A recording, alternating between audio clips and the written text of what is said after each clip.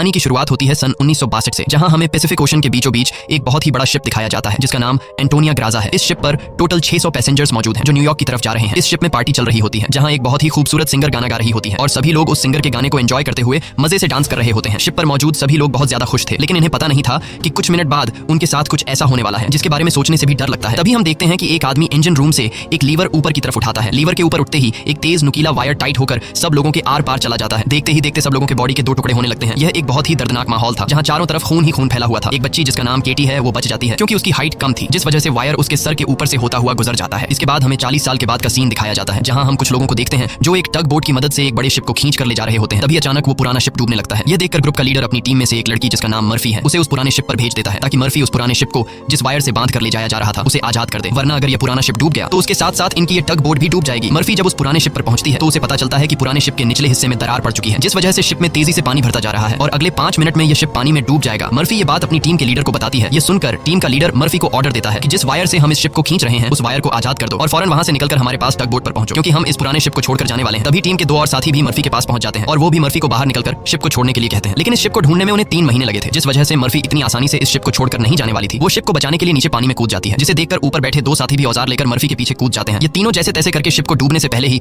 उसकी दरार पर वेल्ड करके शिप को डूबने से बचा लेते हैं और इस शिप को यह लोग मार्केट में बेचकर बहुत सारा पैसा बना लेते हैं और यह पैसा टीम का लीडर सभी लोगों में बराबर बराबर बांट देता है। यही जैक नाम का एक आदमी इन लोगों पर काफी देर से नजर रखे हुए था और इन सब की बातें सुन रहा था। उसे पता चल जाता है कि यह लोग समुद्र में जो शिप गायब हो जाते हैं ये लोग उन शिप्स को ढूंढ निकालकर मार्केट में बेचकर पैसा कमाते हैं। जैक नाम का वो आदमी इनके पास आता है और इस टीम के लीडर को एक शिप के बारे में बताता है जिसमें खजाना छुपा हुआ है। जैक असल में उस शिप की बात कर रहा था जिसे 40 साल पहले एक अनजान आदमी ने लीवर खींचकर सब लोगों को मार दिया था। टीम के लीडर ने भी उस 40 साल पहले गायब हुए एंटोनिया ग्राजा नामी शिप के बारे में सुना था। टीम का लीडर कहता है कि इस शिप को बहुत से लोगों ने ढूंढा पर आज तक वो शिप किसी को भी नहीं मिला। जैक टीम के लीडर से कहता है कि मुझे पता है कि वो शिप समुद्र के किस हिस्से में है। अगर हम इस शिप को लाकर मार्केट में बेचेंगे तो हम रातों रात अमीर हो जाएंगे। पैसों का सुनते ही ग्रुप के सारे लोग इस मिशन के लिए तैयार हो जाते हैं और अगले ही दिन ये लोग अपने टग बोट में उस एंटोनिया ग्राजा नाम की शिप को ढूंढने निकल पड़ते हैं। कई दिनों के सफर के बाद ये लोग समुद्र के एक बहुत ही वीरान जगह पर पहुंच जाते हैं जहां टीम के एक आदमी को किसी शिप के आसपास होने का सिग्नल मिलता है। ये लोग समझ जाते हैं कि वह शिप जो आज से 40 साल पहले खो गया था वह यहीं कहीं पर है। थोड़ा ही आगे बढ़ने पर इनके सामने एक बहुत ही बड़ा शिप आ जाता है। ये वही शिप है जिसे हमने कहानी की शुरुआत में देखा था और ये शिप पिछले 40 सालों से समुद्र में गायब हो गया था। इस शिप को देखकर ये सभी लोग बहुत ज्यादा खुश हो जाते हैं और उन्हें लगता है कि इस शिप को बेचकर ये लोग माला माल हो जाएंगे। अब टीम का लीडर 2 लोगों को टग बोट में ही रहने के लिए कहता है और खुद कुछ साथियों के साथ उस पुराने शिप की जांच के लिए अंदर चला जाता है। अंदर जाते ही इन लोगों को बहुत ही अजीब सी आवाज आने लगती है जिसे सुनकर ये लोग घबरा जाते हैं। इसके बाद टीम का लीडर अपने साथियों को आगे बढ़ने के लिए कहता है। ये लोग उस आवाज को फॉलो करते हुए एक बड़ी सी घड़ी के पास पहुंचते हैं जहां ये लोग देखते हैं कि उस घड़ी का कांटा अभी भी हिल रहा है। कुछ देर बाद अचानक उस घड़ी का कांटा रुक जाता है। यह देखकर उन्हें कुछ अजीब लगता है। अब ये लोग शिप की ओर जांच करने के लिए आगे बढ़ते हैं। अंदर ये जहाज पूरी तरह से बिखर चुका था, जहां सारी चीजें टूट चुकी थी और जहाज के लोहे में जंग लग चुका था। ये लोग जब आगे बढ़ रहे होते हैं तब उनका एक साथी नीचे फ्लोर टूटने की वजह से गिरने ही वाला होता है कि तभी मर्फी उसे पकड़ लेती है और जब मर्फी अपने साथी को ऊपर खींचती है तब उससे नीचे एक लड़की दिखाई देती है। ये वही लड़की है जो आज से 40 साल पहले यानी कि सन 1962 में शिप में अकेली बची थी, जिसके सिर के ऊपर से वायर गुजरा था। लेकिन हैरान करने वाली बात यह थी कि 40 साल बाद भी उसकी उम्र उतनी ही थी, जिसका मतलब यह है कि यह उस लड़की की आत्मा है। मर्फी उस लड़की को जब दोबारा देखती है तो वह लड़की अचानक कहीं गायब हो जाती है। अब ये लोग जैसे तैसे करके अपनी साथी को ऊपर की ओर खींच देते हैं। यहाँ मर्फी को कुछ समझ नहीं आता कि उसने जो देखा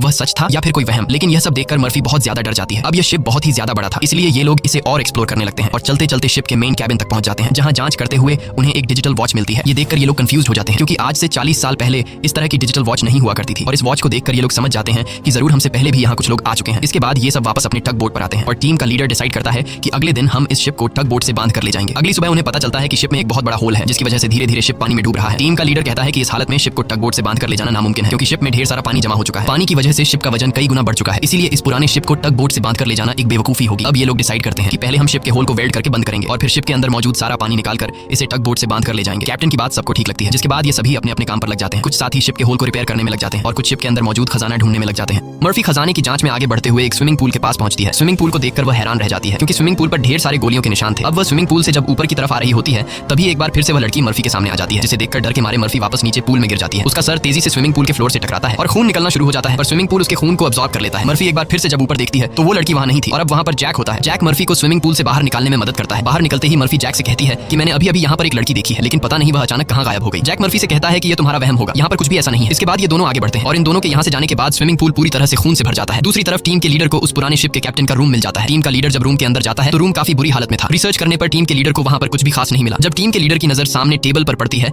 तो वह देखता है कि टेबल पर एक शराब की बोतल और ग्लास में किसी ने पैक बनाकर रखा है। यह सब देखकर ऐसा लग रहा था जैसे अभी अभी कोई शराब पीकर चला गया हो। टीम का लीडर जैसे ही इस ग्लास को उठाकर पीने वाला होता है तब उसकी नजर सामने लगे शीशे पर पड़ती है और शीशे में टीम के लीडर को इस पुराने शिप का कैप्टन दिखाई देता है। यह देखकर टीम का लीडर बहुत ज्यादा डर जाता है और उसके हाथ से शराब की ग्लास गिरकर टूट जाती है और टीम का लीडर डर के मारे वहां से निकल जाता है। इस शिप पर सभी के साथ अजीबोगरीब इंसिडेंट्स हो रहे थे। टीम का एक साथी जिसका नाम मार्क है उसे इस शिप पर किसी लेडी सिंगर के गाने की आवाज सुनाई देने लगती है। वह उस आवाज को फॉलो करते हुए शिप के ग्राउंड एरिया में पहुंच जाता है, जहां पर वह लेडी सिंगर भी मौजूद होती है। ये वही सिंगर थी जिसे हमने कहानी की शुरुआत में देखा था। दूसरी तरफ मर्फी और जैक आगे बढ़ते हुए लॉन्ड्री रूम से बाहर जाने वाले गेट को जैसे ही खोलते हैं, तभी अंदर जमा हुआ सारा पानी उनके ऊपर आ जाता है, जिसमें कई सारे लोगों की डेड बॉडीज थी। मर्फी और जैक डर के मारे वहां से आगे बढ़ने लगते हैं। आगे बढ़ते हुए उनके सामने एक कैबिन का दरवाजा खुलता है। अंदर जाने पर जैक को एक बहुत ही लग्जरी कार मिलती है, जिसे देखकर वह बहुत खुश होता है। पर मर्फी को यहाँ कुछ गड़बड़ महसूस होता है, इसलिए वह जल्दी ही यहाँ से निकलना चाहती थी। तभी एक दूसरे रूम से उन्हें कुछ हिलता हुआ नजर आता है। जब ये दोनों उस चीज के करीब आते हैं और उसके ऊपर रखा हुआ सामान हटाकर देखते हैं, तो उनकी आंखें खुली की खुली रह जाती हैं, क्योंकि वहां पर सोने से भरा हुआ एक बॉक्स पड़ा था। ये देखकर मर्फी अपने बाकी साथियों को तुरंत बुला लेती है, और जब सब यहाँ पहुंचते हैं तो सामान हटाने पर उन्हें इसी तरह के 9 बॉक्स मिलते हैं, और हर एक बॉक्स में 28 गोल्ड प्लेट्स पड़ी हुई थी, जिसे देखकर सभी की खुशी का ठिकाना नहीं रहता, क्योंकि ये सभी रातों रात अमीर हो गए। इतने बड़े खजाने को ढूंढने के बाद ये लोग डिसाइड करते हैं कि इस शिप को यहीं छोड़ देंगे और सिर्फ सोना यहाँ से लेकर जाएंगे। इसके बाद ये लोग सारा का सारा गोल्ड अपने टग बोट पर रख देते हैं, और अब ये लोग यहाँ से निकलने की तैयारी करते हैं। टग बोट को चलाने वाला कैप्टन बोट को स्टार्ट करने के लिए इंजन की सफाई करने लगता है, और तभी हमें दिखाया जाता है कि टग बोट में रखा गया सिलेंडर का वाल्व अपने आप चालू हो गया है, जिससे हवा में गैस फैलना शुरू हो जाता है। वही मर्फी एक बार फिर से उसी लड़की को देखती है, जो उसकी तरफ तेजी से भागती हुई आ रही होती है, जैसे वह मर्फी को कोई बात बताना चाहती है, पर तभी उसे कोई पकड़कर नीचे धकेल देता है। और जैसे ही टग बोट का कैप्टन इंजन को ऑन करता है, तभी सिलेंडर से निकली गैस की वजह से पूरे बोट में एक बहुत ही बड़ा ब्लास्ट होता है, जिसमें टग बोट का कैप्टन मारा जाता है। अब ये लोग समुद्र के बीचों बीच एक सुनसान शिप पर फंस चुके थे। ये सभी लोग बहुत ज्यादा परेशान होते हैं, क्योंकि उनके पास जो यहाँ से निकलने का टग बोट था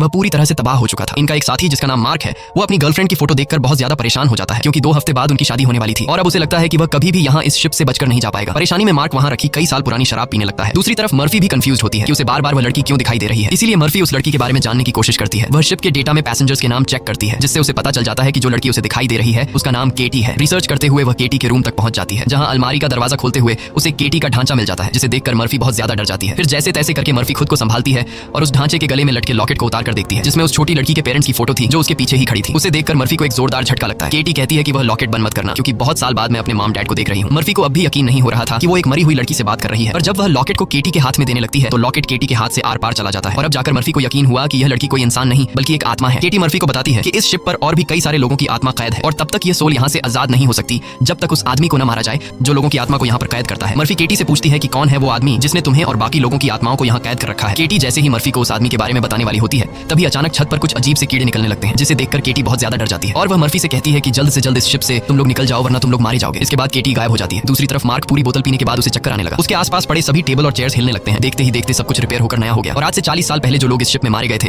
वह दोबारा से मार्क के सामने जिंदा खड़े हो गए। मार्क बीच में खड़ा था, जिसके चारों तरफ लोग उसके लिए तालियां बजाने लगे। शुरू में तो मार्क को भी कुछ अजीब लगता है, लेकिन फिर वह सोचता है कि यह सब शराब का कमाल है। अगले ही पल वह लेडी सिंगर मार्क के करीब आ गई, और वह मार्क के साथ इंटीमेट होने लगी। लेडी सिंगर पूरी तरह से मार्क को अपने वश में करके अपने पीछे लगा देती है। मार्क भी बिना कुछ सोचे समझे उसके पीछे जाने लगा। बेवकूफ मार्क को पता ही नहीं चलता कि ये सिंगर उसे एक ट्रैप में फंसा रही है। वह लेडी सिंगर फ्लोर के किनारे पर खड़ी होकर मार्क को बुलाने लगती है। मार्क इस सिंगर को हासिल करने के चक्कर में फ्लोर से नीचे गिरकर मारा जाता है। वही हमें टीम के लीडर को दिखाया जाता है, जो इस पुराने शिप के कैप्टन के रूम में बैठा होता है। तभी वह देखता है कि शराब की बोतल अपने आप ही सरकने लगी। कुछ देर बाद उसके सामने इसी शिप के कैप्टन की आत्मा आ जाती है। यह देखकर टीम का लीडर काफी ज्यादा घबरा जाता है। तब शिप का कैप्टन उसे ग्लास में शराब डालकर पीने के लिए देता है। साथ ही वह उसे फोटो देता है जिसमें एक शिप होता है जिसका नाम लोरली है। कैप्टन बताता है कि आज से कई साल पहले हमारे पास एक आदमी आया था जिसने हमें लोरली शिप के बारे में बताया। उसने कहा कि लोरेलाई शिप में बहुत ही बड़ा खजाना छुपा हुआ है। जब हमने लोरेलाई शिप को रेस्क्यू किया तब हमें सच में वो सारा खजाना मिला। कैप्टन टीम के लीडर को एक दूसरी फोटो दिखाते हुए कहता है कि ये वो आदमी है जिसने हमें लोरेलाई शिप का बताया था। टीम का लीडर उस आदमी की फोटो देखकर उसके गले में सांसें अटक जाती हैं, क्योंकि वह आदमी कोई और नहीं बल्कि जैक था, और ये फोटो 40 साल पुरानी थी। 40 साल गुजरने के बाद आज भी उसकी उम्र में कोई बदलाव नहीं हुआ। वह फोटो में बिल्कुल वैसा ही दिख रहा था जैसे 40 साल पहले दिखता था। अब टीम का लीडर समझ जाता है कि जैक कोई इंसान नहीं बल्कि एक भूत है। ये सब समझते ही टीम का लीडर जल्द ही अपनी टीम को इस शिप से निकालना चाहता था। वह जल्दी से अपने साथियों को ढूंढने लगता है, पर तभी उसके सामने उसका वही साथी आ जाता है जो टग बोट में गैस खुलने की वजह से ब्लास्ट में मारा गया था। दरअसल ये ब्लास्ट में मारे जाने वाले आदमी की आत्मा होती है, जो टीम के लीडर को मारने के लिए आगे बढ़ता है। लीडर उससे खुद को बचाने के लिए भागता है, लेकिन तभी उसके सामने मर्फी आ जाती है। अब ब्लास्ट में मारा जाने वाले आदमी की आत्मा तो गायब हो जाती है, पर टीम के लीडर को मर्फी का चेहरा उसी ब्लास्ट में मारे जाने वाले साथी की तरह दिख रहा होता है, जो कुछ देर पहले भूत बनकर उसके पीछे आ रहा था। इसीलिए टीम का लीडर मर्फी को भूत समझकर उसके ऊपर हमला कर देता है, पर मर्फी खुद को बचाने के लिए उसके पैर को घायल कर देती है। लेकिन इससे टीम के लीडर का ज्यादा कुछ नहीं बिगड़ता। वह दोबारा से मर्फी पर हमला करने के लिए खड़ा होता है। इससे पहले कि वह मर्फी को मार पाता, तभी पीछे से जैक आकर लीडर को लोहे के रॉड से सिर पर मारकर बेहोश कर देता है। जैक वही आदमी है जो इन सबको यहाँ लेकर आया था। पूरी टीम में सिर्फ टीम के लीडर को ही पता चल चुका था कि जैक कोई इंसान नहीं बल्कि एक डीमन है, और जैक को भी समझ आ गया था कि टीम के लीडर को मेरी सारी सच्चाई मालूम हो गई है। इसलिए वह टीम के लीडर को अपने रास्ते से हटाने के लिए सबको उसके खिलाफ भड़काता है। वो कहता है कि अगर ये दोबारा होश में आ गया तो यह हम में से किसी को नुकसान पहुंचा सकता है। सबको जैक की बात ठीक लगती है, इसलिए यह लोग अपने लीडर को एक टैंक में फेंक देते हैं। अब यहाँ से निकलने का कोई और रास्ता न मिलने पर यह लोग प्लान के मुताबिक शिप को रिपेयर करने के काम में लग जाते हैं। जल्द ही शिप में जिस सुरंग से पानी अंदर आ रहा था उस सुरंग को यह लोग वेल्ड कर देते हैं और पंप के जरिए जहाज के अंदर जमा हुआ पानी बाहर निकालने लगते हैं। मर्फी देखती है कि उनका एक साथी जिसका नाम मार्क है वो कहीं भी नहीं दिखाई दे रहा, इसलिए मर्फी उसे ढूंढने निकल पड़ती है। तभी उसके सामने उस लड़की की आत्मा एक बार फिर से आ जाती है, जो उसे दिखाती है कि तुम जिस आदमी को ढूंढ रही हो वह मर चुका है। यह मार्क होता है जो लेडी सिंगर को पाने के चक्कर में मारा गया, और अब यह लड़की मर्फी के कंधे पर हाथ रखकर उसे 1962 की उस रात में ले जाती है जहां यह सारा इंसिडेंट हुआ था, जब सबके सब शिप में मारे गए थे। उस रात शिप पर मौजूद सभी लोगों को बहुत ही बेरहमी से मारा गया था, और यह सब एक ग्रुप कर रहा था जिसका मकसद था इस शिप पर मौजूद सारा गोल्ड चुराना। इन लोगों ने कुछ लोगों को खाने में जहर मिलाकर मार डाला, कुछ लोगों को वायर से काटकर उनके 2 टुकड़े कर दिए, और कुछ को गोलियों से छलनी कर दिया गया। इनके कहर से केटी भी नहीं बच पाई। उन्होंने केटी को उसके रूम में ले जाकर फांसी पर लटका दिया। इन सब के पीछे थी वही लेडी सिंगर जिसने गोल्ड लूटने के लिए यह पूरा प्लान बनाया था और अपने लोगों की मदद से उसने शिप पर मौजूद सभी लोगों को मार डाला। अब सारा गोल्ड उनके कब्जे में था। शिप का ऑफिसर भी लेडी सिंगर से मिला हुआ था। लेडी सिंगर के एक इशारे पर वह अपने ही साथियों को मार देता है, लेकिन जैसे ही वह मुड़ता है लेडी सिंगर उसे भी गोली मार देती है। लेडी सिंगर को लगता है कि सारा गोल्ड अब उसी का हो चुका है, क्योंकि शिप पर मौजूद सभी लोग मारे जा चुके थे। लेकिन यही एंट्री होती है एक ऐसे आदमी की जो इस पूरे गेम का मास्टरमाइंड था और वह लोहे की चेन से लेडी सिंगर को लटकाकर मार देता है। मर्फी केटी की मदद से ये सब देख रही होती है और तभी वह इस गेम के मास्टरमाइंड को भी देख लेती है, जिसे देखकर मर्फी शॉक हो जाती है, क्योंकि वो आदमी कोई और नहीं बल्कि जैक है, जो इन्हें गोल्ड का लालच देकर यहाँ पर लेकर आया, क्योंकि शिप में छेद हो चुका था और शिप धीरे धीरे पानी में डूब रही थी। इसलिए शिप को बचाने के लिए कुछ ऐसे लोगों की जरूरत थी जो शिप को डूबने से बचा सके। इसलिए जैक ने चालाकी से इन्हें यहाँ लाया। अब शिप पूरी तरह से ठीक हो चुकी थी, इसलिए जैक को अब इन लोगों की कोई जरूरत नहीं थी और अब वह इन सबको भी मार देगा। यह सब समझते ही मर्फी को याद आता है कि हमने जैक की बातों में आकर अपने लीडर को टैंक में बंद कर दिया था। अब मर्फी अपने लीडर की जान बचाने के लिए उसके पास दौड़ कर जाती है, लेकिन अब टैंक में पानी भरने की वजह से लीडर की मौत हो गई होती है। मर्फी अपने लीडर को बचाने के लिए टैंक का कांच तोड़ने की कोशिश करती है, पर टैंक का कांच बहुत ही मजबूत था, इसलिए लाख कोशिश करने के बावजूद भी लीडर को बचा नहीं पाती। इसके बाद मर्फी अपने एक साथी के पास आती है जिसका नाम डॉज है। मर्फी डॉज को जैक की सारी सच्चाई बता देती है और कहती है कि जैक तुम्हें जहां भी नजर आए उसे शूट कर दो, मैं अपने एक और साथी को ढूंढने जा रही हूं। मर्फी के जाने के कुछ देर बाद जैक डॉज के सामने आ जाता है, जिसे मर्फी ने कहा था कि जैक जहां भी नजर आए उसे शूट कर दो। डॉज जैक से कहता है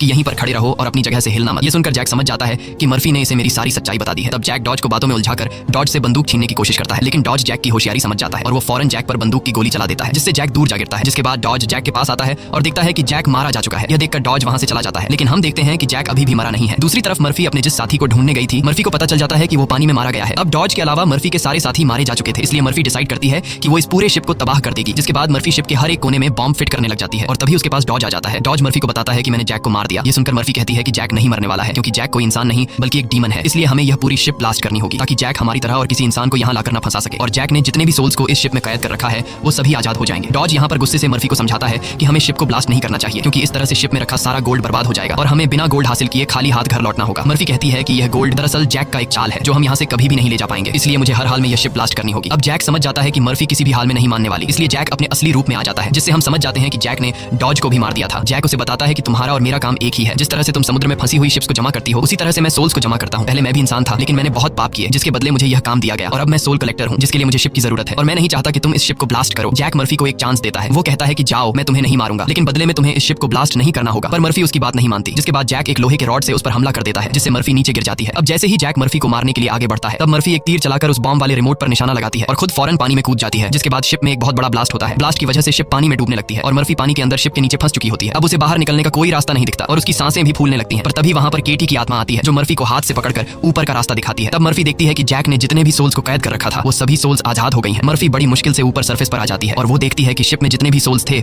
वो सब अपनी असली दुनिया में जाने लगे हैं। दरअसल यहाँ जितने भी सोल्स थे वो सभी जैक के गुलाम थे, सिर्फ केटी की सोल उसकी गुलाम नहीं बन पाई, क्योंकि केटी की सोल पवित्र थी, जिस वजह से जैक उस पर ज्यादा कंट्रोल नहीं कर पा रहा था। इसीलिए केटी की सोल बार बार मर्फी की मदद कर रही थी। यहाँ मर्फी एक बॉक्स के सहारे समुद्र में तैरती रहती है और तभी वो एक शिप तक पहुंच जाती है, जो शिप उसे रेस्क्यू कर लेता है। जब उसे पोर्ट पर लाया जाता है तो वो अपनी एम्बुलेंस से देखती है कि जैक अभी भी जिंदा है और शिप का जितना भी गोल्ड था वो उस गोल्ड को एक दूसरे शिप में ट्रांसफर कर रहा है, ताकि उस गोल्ड के लालच में वो और भी लोगों को मार सके और उनकी आत्माओं को कैद कर सके। इसी के साथ ये कहानी खत्म हो जाती है। अगर आपको हमारी वीडियो अच्छी लगी हो तो हमारे चैनल को सब्सक्राइब और वीडियो को लाइक जरूर कीजिएगा।